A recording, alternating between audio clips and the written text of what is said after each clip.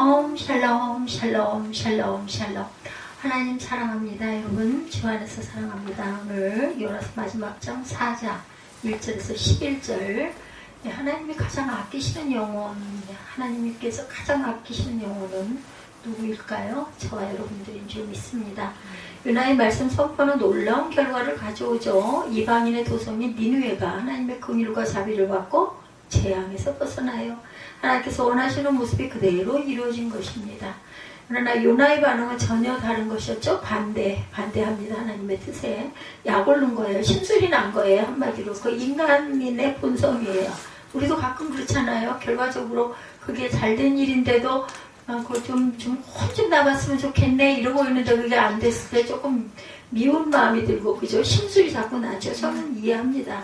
적대국인 아수르의 발전은 이스라엘에게 위험이 된다는 생각이 요나를 억누르고 있었어요. 큰 도성이 구원을 받는 것보다도 그것을 보면서 오히려 불평하고 분을 내는 것은 편협한 인간의 단면을 보여주는 거예요. 인간적이에요. 그죠?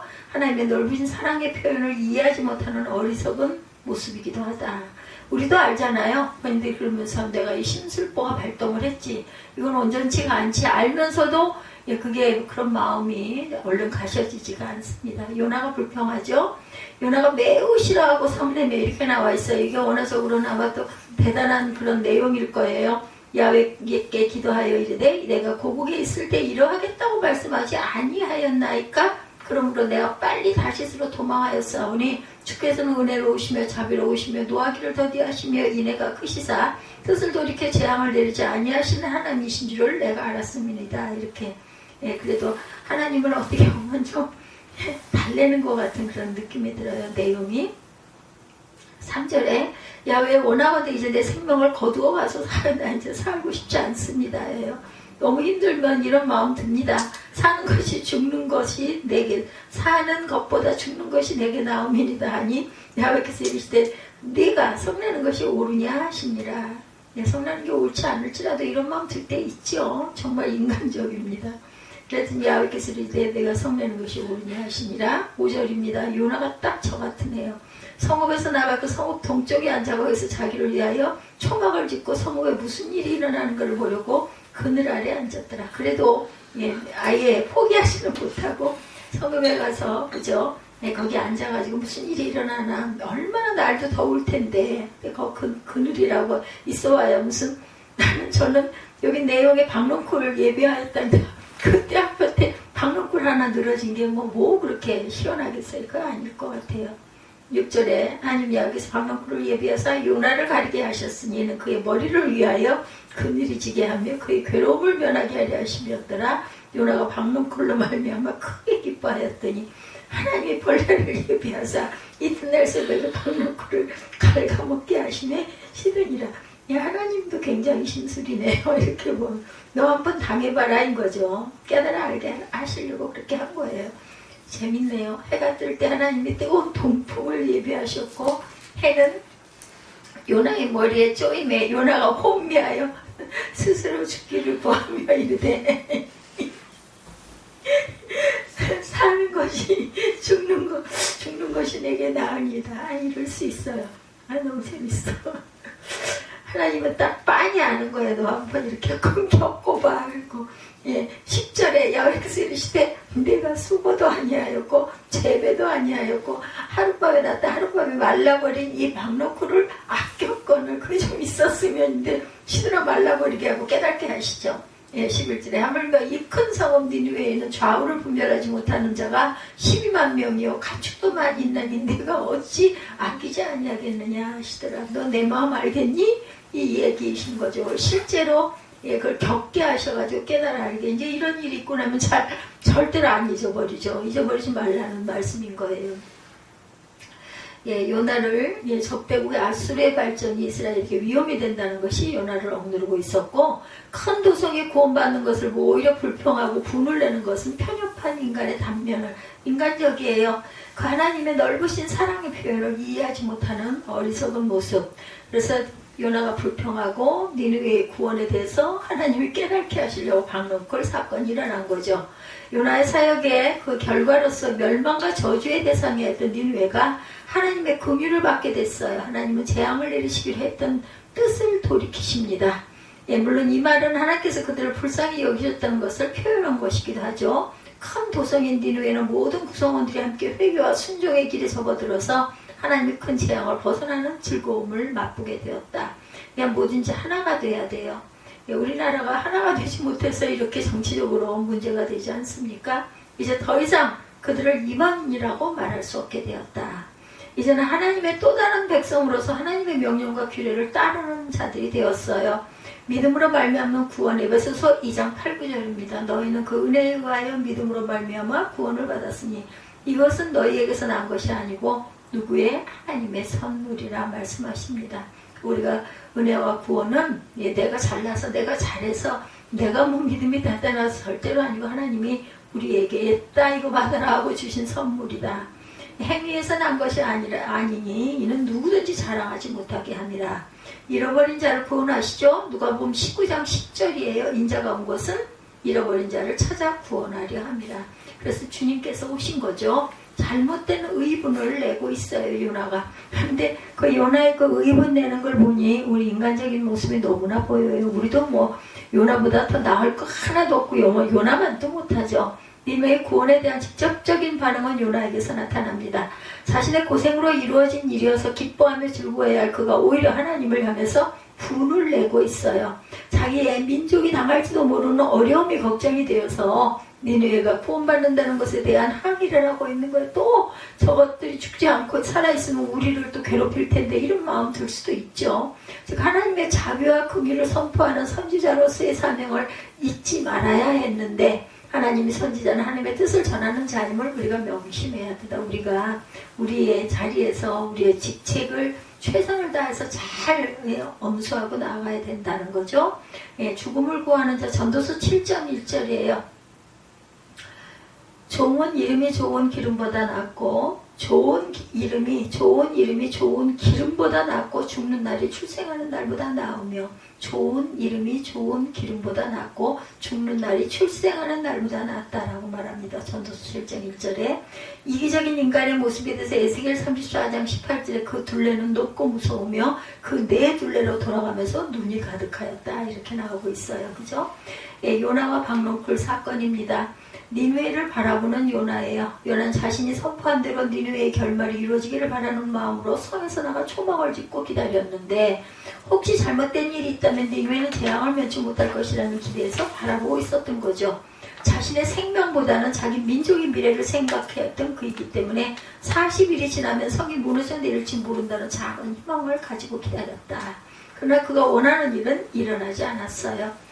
여기서 초막을 짓죠. 느헤미야 8장 15절에도 증거합니다. 살피시는 하나님, 베드로전서 3장 12절에 주의 눈은 의인을 향하시고 그의 귀는 인간의 간구에 기울이시되 주의 얼굴은 악행하는 자를 대하시느니라. 그러니까 귀와 눈은 이렇게 보면서도 얼굴은 악행하는 자를 바라보신다라는 거죠. 박농골을 준비하셔서 깨닫게 하십니다. 하나님은 요나의 분에 대해서 잘못을 지적하세요. 그러나 요나의 반응은 오히려 하나님이 올바르지 못함으로 인해 일어난 일이다라는 것입니다. 요나는 이방의 구원으로 인해 하나님의 선민인 이스라엘이 어려움에 빠지게 될지도 모르는데 어떻게 이것을 기뻐할 수 있느냐는 거죠. 그래서 하나님께서 박농골을 준비하셔서 요나에게 교훈하십니다. 요나의 반응에 하나님은 다시 참으시고 기회를 주셔요. 요나는 자신도 잘못을 저질렀으며 하나님의 긍휼로 인해 다시 살고 있다는 것을 잊어버렸던 것이다. 하나님의 긍휼은 이렇게 인간들의 어리석음에도 불구하고 지속적으로 임하고 계신다. 부모의 사랑이에요. 우리가 가장 비교하기 쉬운 건 부모의 사랑입니다. 아주 정말 괘씸하고 미운 마음이 듭니다. 뭐 글물컥 들지만 그래도 또 어려움에 처하면 아이고 저 어떻게 얼른 좀 어떻게 도와줘서 잘 헤쳐나갈 수 있게 해줘야 할 텐데 이런 마음이 들게 되죠. 보호하신 하나님 시편 121편 6절 낮에 해가 너를 상하게 하지 아니하며 밤에 달도 너를 해치지 아니하리로다. 의지할 분은 누구? 하나님이시죠. 시편 27편 1절에 야훼는 낮의 빛이요 나의 구원이시니 내가 누구를 두려워하리요. 야훼는 내 생명의 능력이시니 내가 누구를 무서워하리요. 이렇게 증거하고 있어요. 거기에 대한 요나의 반응이죠. 하나님 뜻대로 이루어진 일에 대해서 자기의 걱정과 생각을 앞세워 불평과 불만을 터뜨립니다. 우리의 모습이죠. 하나님의 선하시고 긍휼하심에 대해서 불만을 표시하고 있어요. 박넝쿨을 아끼고 그 말라 죽음에 대해서 아쉬워하는 요나의 모습 속에서 인간의 완악함이 여러 모양으로 표현된다는 것을 발견할 수가 있습니다. 자신의 이익과 배치된다는 이유로 수십만의 생명이 멸망할 것을 바라는 마음이 있다는 것. 아주 악한 마음인데도 그래도 그죠? 그래야 우리 민족이 살 텐데 내가 살기 위해서 상대가 죽어야 내가 사니 그렇게 되기를 원했던 거죠. 자기와 이익 여부에 따라 박넝쿨이 수십만의 생명보다 귀하게 여겨줄 수 있다는 거예요. 의인에 대한 악인의 불만입니다. 예레미야 애가 3장 5절에서 6절 고통과 수고를 쌓아 나를 애우셨으며 나를 어둠 속에 살게 하시기를 죽은 지 오랜 자 같게 하셨도다. 이렇게 슬퍼합니다. 하나님의 마음은 어때요? 영혼들을 사랑하시는 하나님. 하나님이 요나에게 말씀하신 것은 인간 영혼은 이스라엘이나 이방인이나 다 같이 중요한 것이고 하나님이 동일한 사랑의 대상이라는 것을 증거하고 있어요. 요나가 인식하지 못한 것은 하나님의 마음이었다. 하나님의 말씀이 전달되는 것은 하나님의 마음을 알리기 위해서인데 요나는 말씀의 표면적인 뜻에만 국한하고 진정한 하나님의 마음에는 관심을 갖지 않았다. 옳다는 거 알면서도 심술이 나는 심술보가 우리 마음 안에 있어서 그렇습니다. 하나님의 인간들을 사랑하사 독생자까지 아끼지 않으시고 이 땅에 보내신 분인데 그 마음은 돌이키는 자들에게 언제나 구원의 문을 열어놓고 계시다. 사랑을 확증하심이라고 로마서 5장에도 말씀하죠. 구원자 하나님이십니다. 하나님이 선포하시는 멸망과 저주의 말씀을 그들을 향한 하나님의 또 하나의 사랑의 표현이었고 그들이 하나님을 떠나기 때문에 그들이 돌아오기를 바라는 마음에 경고를 하고 계신다. 경고를 들은 자들이 그 죄악의 자리에서 돌아오면 하나님은 그들을 다시 하나님의 사랑의 대상으로 삼아서 용서해 주시고 구원해 주신다. 결국 하나님은 인간들을 구원하시려는 것이 결국 그들이 멸망당하는 것을 바라는 분이 절대로 아니다. 하나님 이스라엘뿐만 아니라 모든 인간들에게 구원의 하나님이시다. 영생을 주시오. 요한일서 5장 11절에서 13절이죠. 또 증거는 이것이 하나님이 우리에게 영생을 주신 것과 이 생명이 그의 아들 안에 있는 그것입니다. 아들이 있는 자에게는 생명이 있고 하나님의 아들이 없는 자에게는 생명이 없느니라. 영생을 알게 하려 하니라고 말씀하세요. 그러니까 우리 안에 주님이 계시면 생명이 있는 자라는 뜻이죠. 그래서 13절에도 그가 하나님의 아들의 이름을 믿는 너희에게 이것을 쓰는 것은 너희로 하여금 너희에게 영생이 있음을 알게 하려 함이라. 구원하신 하나님에 대해서 시편 106편 8절에서도 그러나 야훼께서 자기의 이름을 위하여 그들을 구원하셨으니 그의 큰 권능을 만인이 알게 하려 하심이라. 너희는 전파라고 말씀하죠.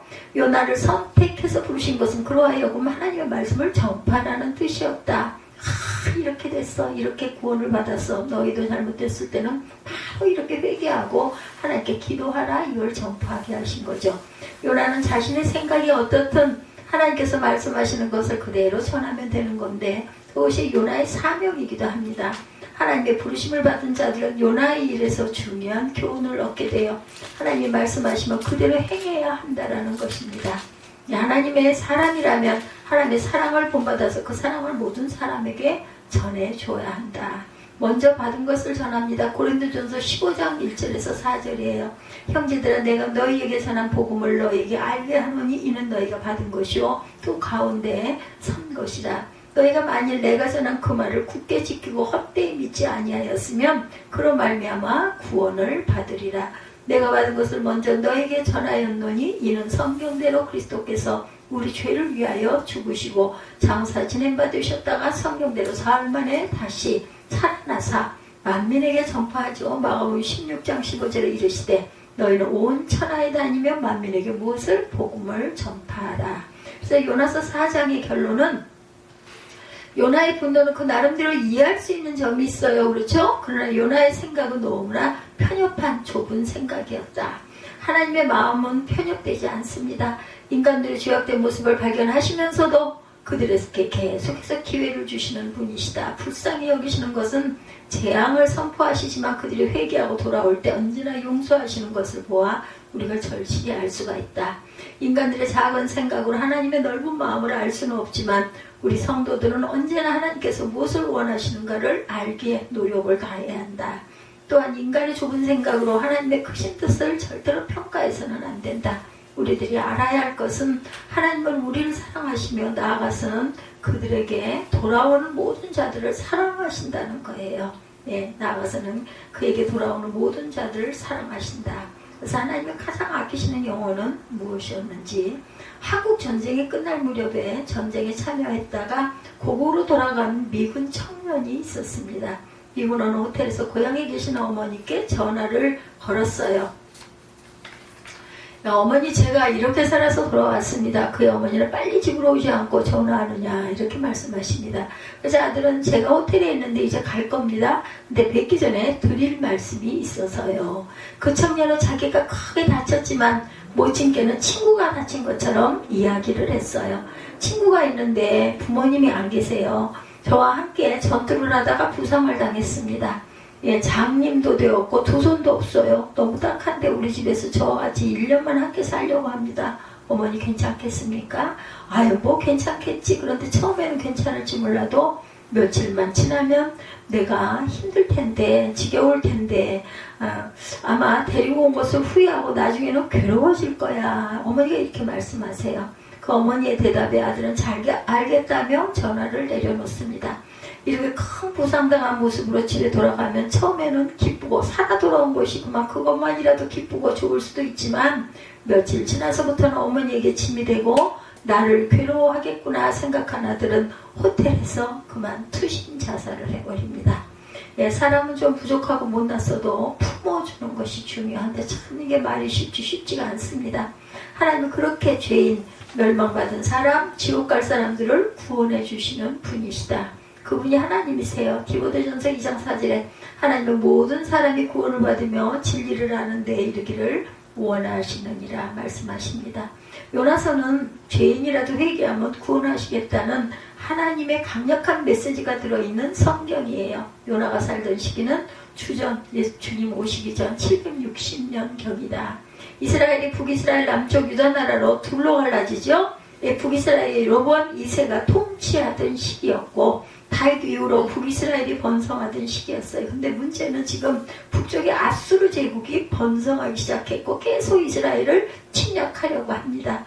사실 나중에는 주전 722년 아수르 제국이 북이스라엘을 멸망시켜버리죠. 그러나 아수르, 그리고 아수르의 수도 니느웨는 북이스라엘에게는 원수와 같은 존재였어요. 그 니느웨가. 그래서 이렇게 요나가 그들을 죽기를, 멸망당하기를 바랐던 거죠. 근데 하나님은 그런 원수 같은 너무나 사악한 아수르 사람들조차도 구원하시려고 한 거죠. 그래서 그 구원의 메시지를 전하시기 위해서 요나를 부르셨고, 예를 들어서 너무나 악한 히틀러 같은 악당을 사형하려고 할 때 총을 쏘던 교수형의 그 의자를 당기던 누군가가 사형 집행을 해야만 하죠. 마찬가지입니다. 하나님의 생명을 구원하는 회개와 구원의 복음도 누군가가 가서 전해야만 하는 것. 그래서 하나님의 요나를 뽑아 쓰신 거예요. 얼마나 중요한 일인지 모르죠. 요나서 1장 1절 2절에 보면 야훼 말씀이 아미떼의 아들 요나, 비둘기란 뜻을 갖고 있죠. 요나는 임하시는 이야 이르시되 너는 일어나 저 큰 성읍 니느웨로 가서 그것을 향하여 외치라. 그 악독이 내 앞에 상달되었습니다 하니라. 그들의 악독함이 내게 상달됐어. 그러니 너희들 가서 그들이 구원받도록 외치라는 거예요. 요나에게. 요나서 1장 3절에 그러나 요나가 야훼의 얼굴을 피하려고 일어나 다시스로 도망하려 하여 욥바로 내려갔더니 다시스로 가는 배를 만난지라. 야훼의 얼굴을 피하여 그들과 함께 다시스로 가려고 뱃삭을 주고 배에 올랐더라. 근데 요나는 생명을 살리고자 하는 하나님의 귀한 뜻을 순종할 마음이 전혀 없었습니다. 그래서 욥바항으로 가서 다시스로 가는 배를 타고 하나님의 얼굴을 피하여 도망을 쳤어요. 우리가 이 말씀을 이렇게 읽으면서 상상을 하면서 어떤 생각을 해요. 아유 진짜 어리석어. 하나님 얼굴 피해서 어디로 가. 어디도 숨을 수도 없고 죽을 수도 없을 텐데 이렇게 생각을 하잖아요. 사명을 이루지 못했으니까. 근데 정말로 요나는 싫었던 거죠. 아주 어떻게든 도망을 가고 싶었던 거예요. 근데 하나님은 생명을 구원하는 일을 포기하지 않으십니다. 그래서 하나님이 역사하시죠. 바다의 풍랑도 제비뽑기도 큰 물고기도 박넝쿨도 통치하고 계심을 우리가 이 말씀 속에서 알고 있어요. 도망치는 요나가 탐대가 지중해를 향하는데 너무도 큰 풍랑이 일어나요. 누가 일으켰을까요? 하나님이 일으키셨겠죠. 선원들이 이 풍랑의 원인 제공자를 찾고자 했고 그래서 제비를 뽑았는데 요나가 뽑힙니다. 이제는 고백을 안 할 수가 없어요. 그래서 결국 선원들이 요나를 바다에 던져요. 아니 그 사람들 살려야 되니까. 근데 하나님은 그런 중에도 요나를 살리세요. 할 일은 해야 되겠으신 거죠. 요나가 큰 물고기 뱃속에 들어갔고 물고기 뱃속에서 하나님 명령에 불순종한 것을 회개합니다. 그리고 기도하죠. 요나서 2장 7절에 내 영혼이 내 속에서 피곤할 때 내가 야훼를 생각하였더니 내 기도가 주께 이르렀사오며 주의 성전에 미쳤나이다. 이렇게 기도하고 있습니다.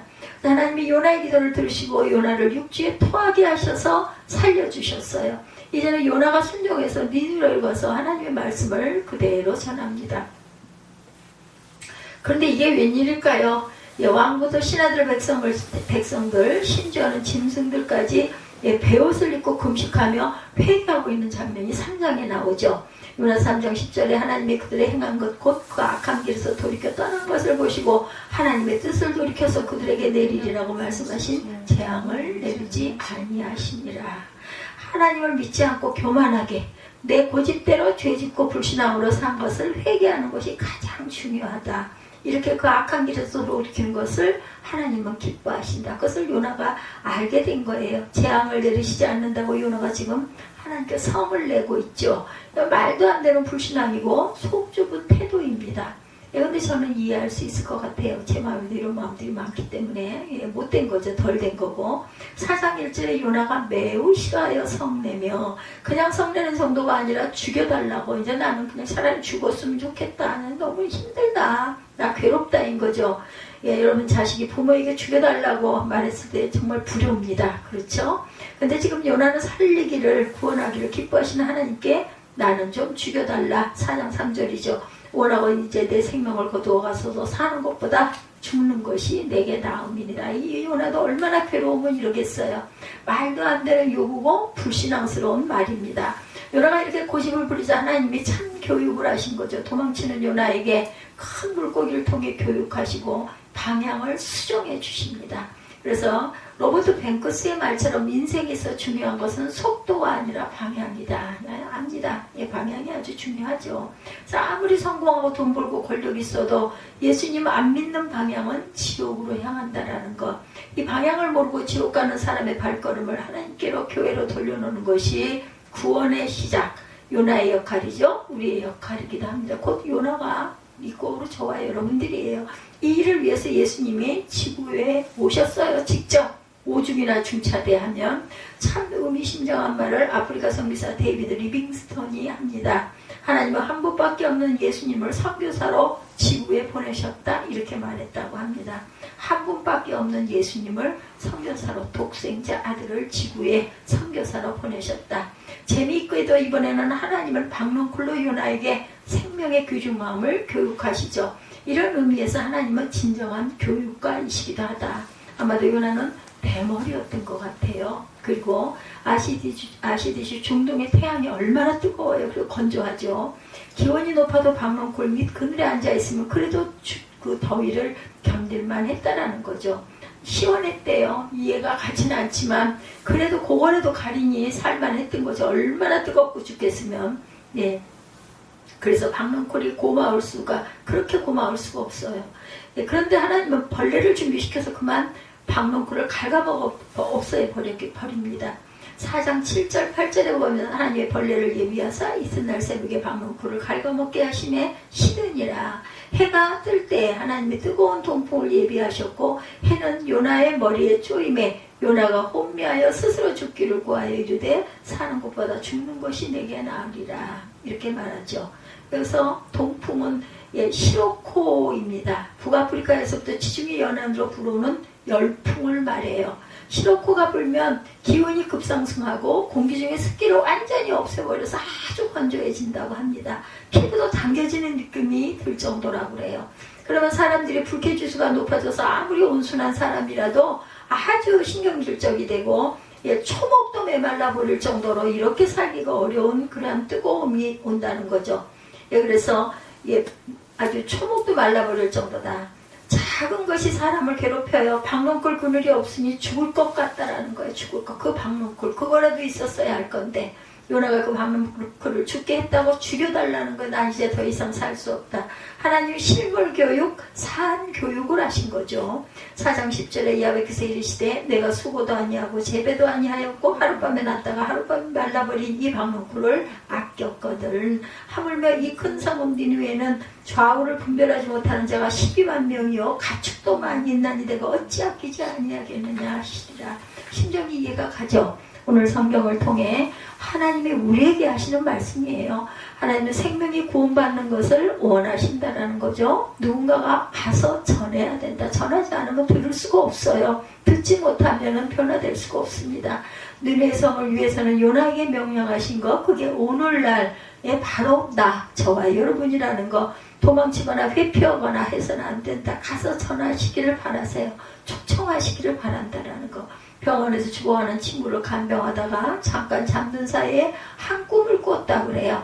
병상의 친구가 심판대 앞에 서서 원망하는 꿈을 꿨다고 합니다. 이 간병하던 친구가 친구야 나 지금 심판대 앞에 서 있네. 그 앞에 서서 난 자네를 원망하지 않을 수 없다네. 세상에 있을 때 왜 난 자네를 매일 만났는데 자네는 길을 가르쳐 주기를 거절했어.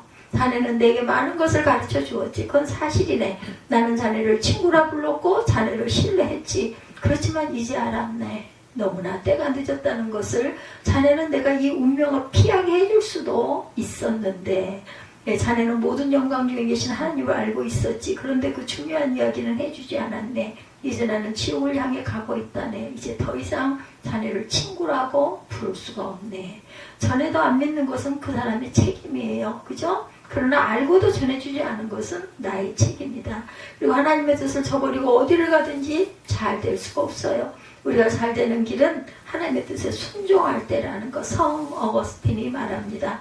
하나님은 우리를 하나님을 향하여 살도록 창조하셨습니다. 그래서 우리가 하나님을 향해서 하나님을 위해서 살 때만 참다운 평안이 있다는 것을 이제야 깨닫게 되었습니다. 무엇보다 중요한 것은 하나님은 모든 것을 다스리는 분이라는 것. 풍랑도, 제비뽑기도, 물고기도, 심지어는 박넝쿨조차도 다스리신다. 정말 하나님이 원하시는 것은 하나님의 말씀, 복음을 전하는 것이다. 죄악에서 불신앙에서 돌이키라고 지금도 말씀하세요. 실제 그 말씀을 듣고 돌이키면 하나님은 재앙을 거두고 살려주신다는 게 이게 너무나 중요한 사실인데 그것을 알면서도 노력하지 않고 증거하지 않은 건 죄라는 거. 그뿐만 아니라 나도 죽는 거죠. 아무리 성경을 읽어도 요나가 정성을 다해 전한 것 같진 않아요. 그렇게만 전했는데도 아수르 왕가시 나드는 백성들 짐승들까지도 회개를 시킵니다. 너무 중요한 것. 우리도 때를 얻든지 못 얻든지 아유 내가 한다고 되겠어. 하나님이 때가 되면 하시겠지. 이런 생각하지 말고 미워하거나 싫어하거나 그거 눈치 보지 말고 전할 건 전해야 한다. 회개하고 하나님을 믿으라고 꼭 전해주어야 합니다. 오늘 하나님의 말씀이 중요한 것은 나도 그렇게 끝까지 포기하지 않고 구원해 주셨으니 얼마나 감사한가. 그리고 앞으로도 계속 그렇게 우리를 사랑하고 지켜주시는 하나님. 그러니 걱정 말고 담대하게 믿음으로 살아가는 저와 여러분이 되시기를 주님의 이름으로 축복합니다. 로마서 8장 32절이죠. 자기 아들을 아끼지 아니하시고 우리 모든 사람을 위하여 내주시니가 어찌 그 아들과 함께 모든 것을 우리에게 주시지 아니하겠는가. 38절 39절에도 보면 내가 확신하노니 사망이나 생명이나 천사들이나 권세자들이나 현재일이나 장래일이나 능력이나 높음이나 깊음이나 다른 어떤 피조물이라도 우리를 우리 주 그리스도 예수 안에 있는 하나님의 사랑에서 끊을 수 없으리라. 아멘.